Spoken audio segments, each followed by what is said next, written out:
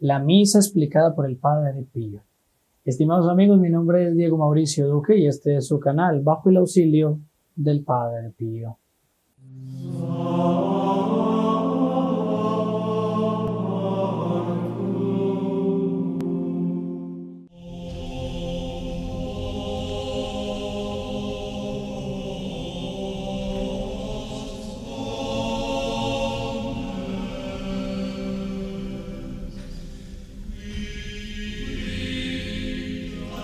Este video podría ser la continuación de los videos que hice antes de la novena, por tanto ya unas semanas atrás, y voy a dejar aquí una lista de reproducción sobre los videos de la misa tradicional. Es acerca de la misa tradicional, donde también está la misa del Padre Pío, la misa que se hizo en vivo. Hoy vamos a ver la misa explicada por el Padre Pío. Yo en el video de ese jueves, vendría a ser hace 15 días atrás, explicaba que iba a dejar en los comentarios un video donde se hacía un paralelo entre la Pasión de Nuestro Señor y la Santa Misa, y que como ese paralelo era bastante, digamos, entendible en la misa tradicional y como, digamos, se vivía mucho en esa misa, la misa que el Padre Pío siempre celebró. Ahorita vamos a ver una explicación que es el testimonio de un hijo protegido, un hijo espiritual del Padre Pío, que es el Padre de Robert,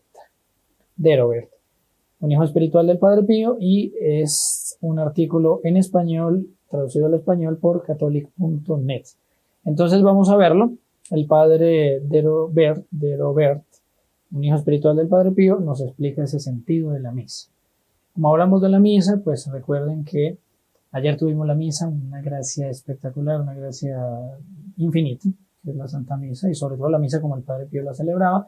Bueno, la tuvimos el día de ayer, pero vamos a tenerla nuevamente en el mes de octubre. Transmitida, no sé, pero al menos esta de septiembre pues sí fue transmitida por ser la fiesta del Padre Pío.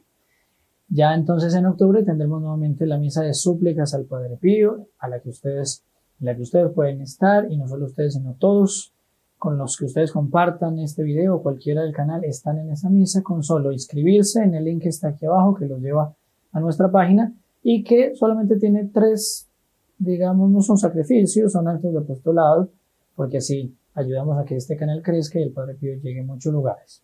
¿Qué es eso? Suscribirse, darle a la campanita y compartirlo. Misa de súplicas al Padre Pío, para que le pidamos al Padre Pío por nuestras angustias, dudas, temores, problemas, enfermedades. Bueno, todo se lo podemos pedir al Padre Pío para que Él interceda ante Nuestra Señora, que es por donde vienen todas las gracias a los hombres. De esa manera Dios nos conceda lo que necesitamos. Bueno, vamos entonces a entrar en materia.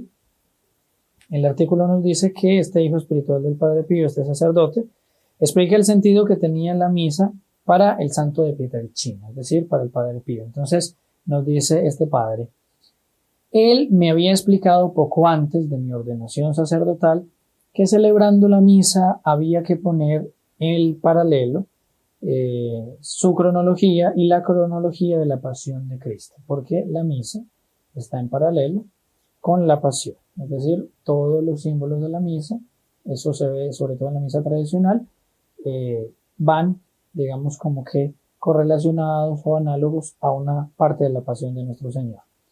Se trata de comprender y de darse cuenta, en primer lugar, de que el sacerdote en el altar es Jesucristo.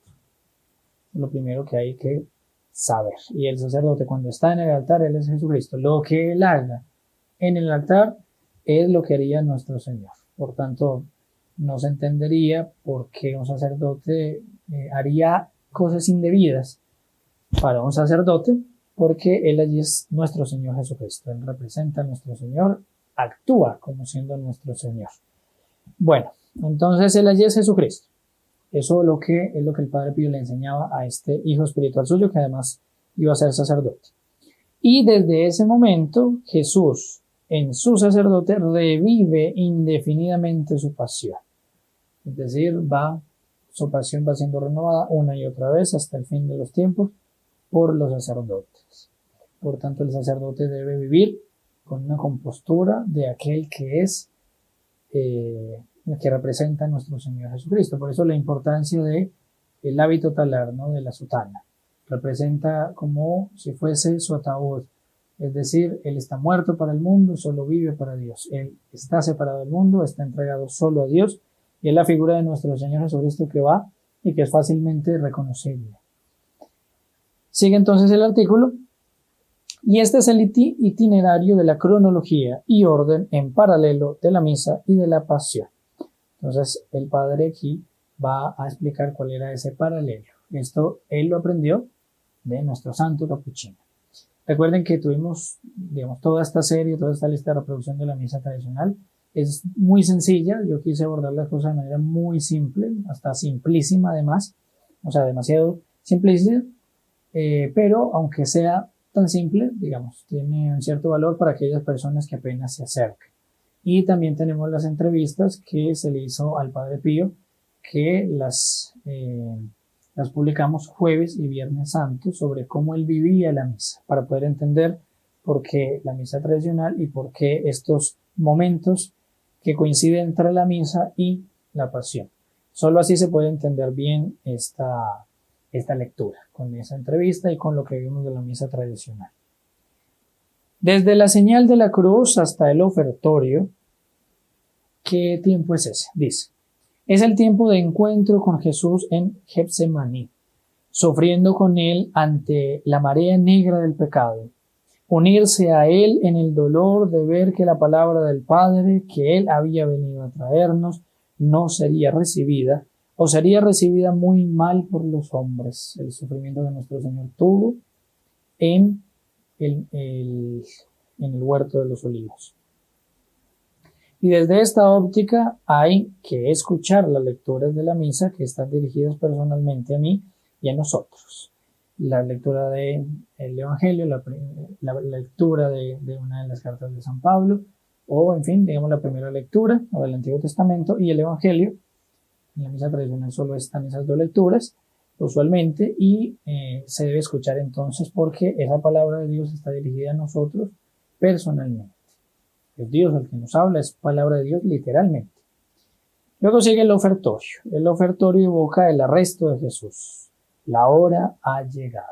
Entonces nuestro Señor pasa a manos de los sacerdotes de la ley, de los fariseos, y luego llega el prefacio. Entonces el tercer momento es el prefacio. Es el canto de alabanza, entrega y agradecimiento que Jesús dirige al Padre, que le ha permitido llegar a esta hora. La preparación ya para el momento de la consagración. El cuarto, desde el comienzo de la plegaria eucarística hasta la consagración, es decir, en la misa tradicional es el canon. En toda la parte del canon dice, empezamos encontrándonos con Jesús, en prisión, que después de hacer memoria y celebración de su atroz flagelación y coronación de espinas, seguimos con su Via Crucis, el camino de la cruz por las callejuelas de Jerusalén, imagen de todo el mundo y de toda la humanidad, teniendo presentes en el memento, es decir, en el acuérdate, a los que están allí en la misa y a todos. Es el momento en el que el sacerdote, en medio de el canon de la misa, hace la petición por quien se celebra la misa y por todos los difuntos, etc. Llega la consagración, el momento en que nos ponemos de rodillas. Se nos da el cuerpo de Cristo, entregado de nuevo ahora.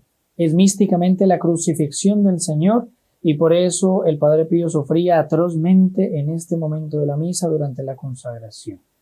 El momento en que nuestro Señor está en la cruz, expira. Padre Pío muchas veces levantaba el cuerpo de nuestro Señor en sus manos y se quedaba allí minutos, muchísimo tiempo, meditando sobre ese misterio y contemplando místicamente cosas que solamente, digamos, podríamos tratar de imaginar. Plegarias inmediatamente posteriores a la consagración, nos unimos enseguida con Jesús en la cruz, ofrecemos desde este instante al Padre el sacrificio redentor. Es el sentido de la oración litúrgica inmediatamente después de la consagración. Luego la doxología, que es per Christum, o en español por Cristo, con Él, en Él, etc., corresponde al grito de Jesús: Padre, en tus manos encomiendo mi espíritu. Desde este momento el sacrificio es consumado y aceptado por el Padre. Los hombres desde ahora ya no están separados de Dios, se vuelven a encontrar unidos. Y esa es la razón por la que a continuación de la doxología el sacerdote va a rezar el Padre Nuestro. Y en la misa tradicional, como ustedes ven, el sacerdote reza el Padre Nuestro y los fieles van a contestar: sed líbranos a malo, es decir, y líbranos del mal. Esa parte es de los fieles. La fracción del pan, que marca la muerte de Cristo, se divide la hostia. Luego, la intición y posterior comunión. La intición es el momento en el que el sacerdote, habiendo quebrado la sagrada hostia, símbolo de la muerte, deja caer una partícula del cuerpo de Cristo en el cáliz de su preciosa sangre. Entonces se divide en dos y más una parte más pequeña que se deja caer sobre el cáliz. Marca el momento de la resurrección, pues el cuerpo y la sangre se reúnen de nuevo y a Cristo crucificado y resucitado, a quien vamos a recibir en la comunión. Es decir, es ese símbolo que es mostrarnos que nuestro Señor es uno solo, el que se nos da en la comunión es uno solo. Es Él, su cuerpo, su sangre, su alma, su divinidad, el mismo que está en el cielo con su cuerpo glorioso, ese mismo cuerpo está allí en forma de pan y es el mismo que nosotros comemos. Es un misterio que no se puede entender, cómo Dios nos da su carne, su sangre, su alma, su divinidad para nosotros alimentarnos, para comerlo literalmente, digerir a nuestro Señor. Es la verdadera unión, ¿no? La comunión, la verdadera unión de Dios con los hombres. Es una misericordia enorme y por eso el Padre Pío se entregaba tanto en la Santa Misa. Y por último, la bendición final, sería, digamos, el 10º paso. Con ella el sacerdote marca a los fieles con la cruz de Cristo como signo distintivo y a su vez es muy importante esto. Por eso al final siempre de los videos en el canal tenemos la bendición del Padre Pío, aunque sea, digamos, pidiendo que Él nos la dé espiritualmente desde el cielo, pero aunque sea con esa imagen y con la voz ya grabada de Él hace mucho tiempo atrás, al menos intentar tener un poco de esa bendición y que ciertamente la tenemos de manera espiritual y Él nos la da desde el cielo. Es un escudo protector contra las astucias del maligno. Esa bendición final es vital en ese símbolo, es un escudo contra el demonio. Es también signo de envío y de misión, como Jesucristo, tras su pasión y ya resucitado, envió a sus apóstoles a hacer discípulos a todos los pueblos. Esa bendición final en la cual el sacerdote también nos está diciendo: vayan y hagan discípulos a todos los hombres. Nosotros diríamos: vayan y hagan devotos del Padre Pío por todo lugar, porque el Padre Pío nos va a llevar a Dios.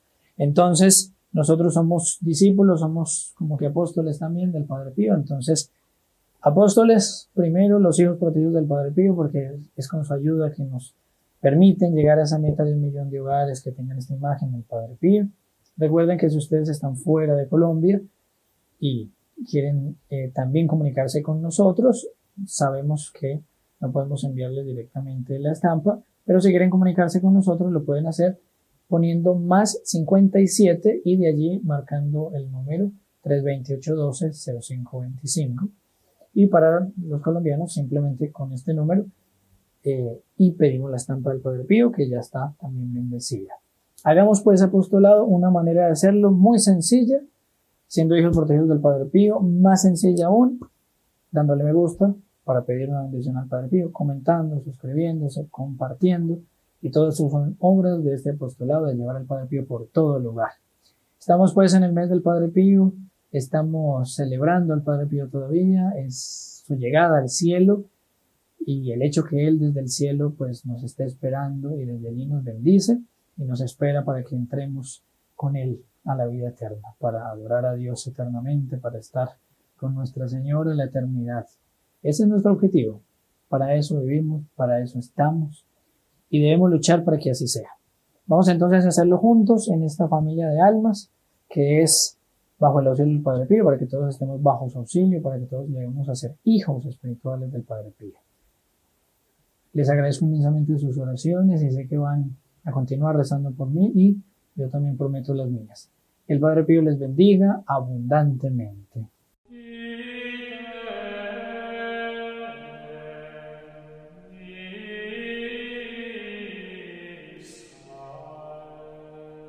In nome del Padre, del Figliolo e dello Spirito Santo, così sia. Sia lodato Gesù e Maria.